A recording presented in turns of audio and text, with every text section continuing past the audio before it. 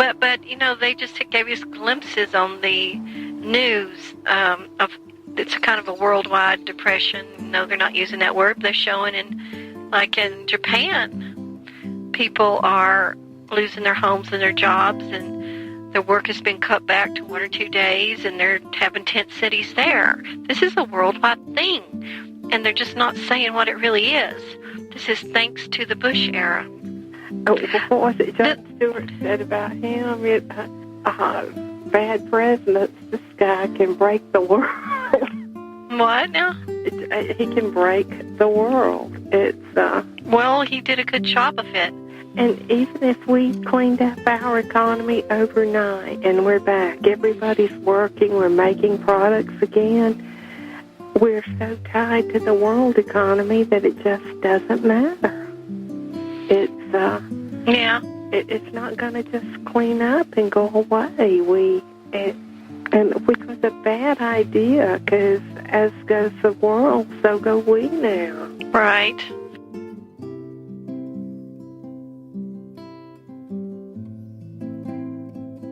I happened to see Rachel Maddow, and she talked about the Gramm-Leach-Bliley Act, which really has gotten us into this. A deregulation that the Republicans were trying to, since the 80s, have been trying to get passed. And it was finally 3 Republicans, Phil Gramm from Texas, Leach, I forget from where, and Bliley, they're all Republicans.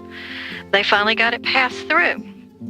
And it was really a repeal of the Glass-Steagall Act. I did a little research on this because I wasn't just satisfied in deregulation, although it was described by Rachel as it was like saying, well, we still have the regulators. They're like cops on horseback, but now the bad guys are in spaceships, So it was like having no regulation, and it was a license to steal. And the Republicans knew what it was and what it would do. The Glass-Steagall Act was enacted in 1933 after the Great Depression to help prevent it from happening again. And Glass and Steagall were Democrats. Interesting. Because the reason we got into the Great Depression were some of the reasons that we got into this mess this time. I just found that a little bit enlightening that they knew this was going to happen if they repealed the Glass-Steagall Act and went crazy. And it did. And there's nothing at all funny about that, but I thought it was interesting.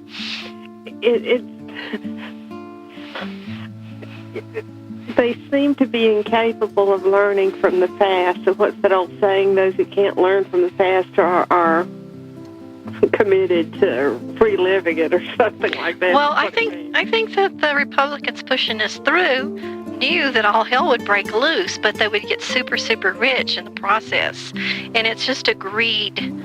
It's just greed, not caring what happens to the rest of the people. And, millions losing their home and blah, blah, blah. They don't care. They knew what would happen. I just don't know how they got it through, other than there was a majority of Republicans in the House and Senate for a while.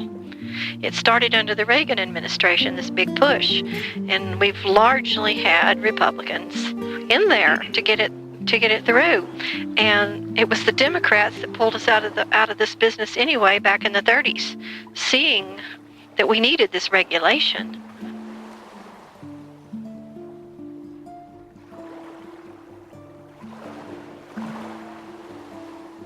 And it goes back to what I was telling you. This is the time to sell hope and faith and goodwill and try and pull people back from that desperate, pull them off the edge of the building and get them back in. And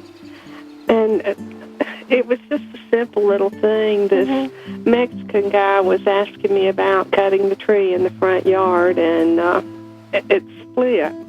And we were talking about how much it was going to cost, and I said, that's too much. I simply can't afford it.